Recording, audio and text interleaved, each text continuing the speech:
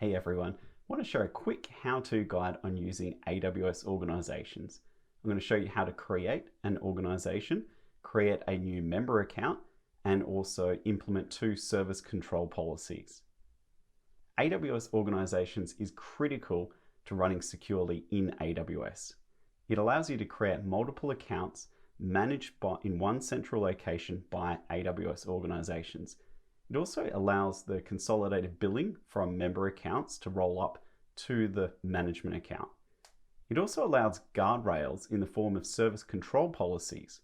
These service control policies apply to member accounts.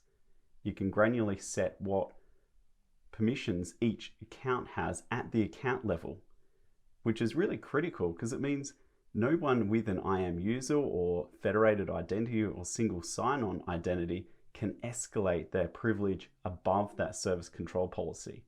You can even use a service control policy to block the login as the root user. So let's jump into it. So to access it in the console, you go to the organizations, or you can type in organizations in the search box. Hit create organization, hit create again, and there we are, simple as that. Now you will need to verify the email address, so go and check your email once you've done this. I've verified my email address there.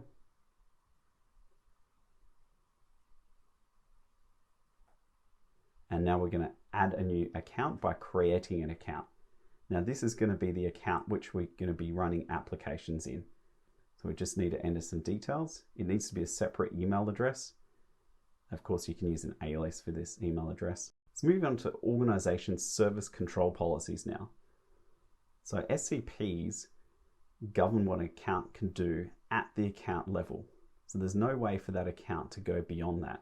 You can see our account has a default full AWS access policy, but what we're going to do is put some baseline policy in here.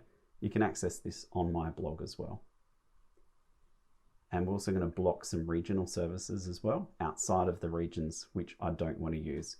So I'm allowing US East 1 because I want to use CloudFront and AWS WAF, which is based out of that region, and Sydney. So we're just going to hit create policy.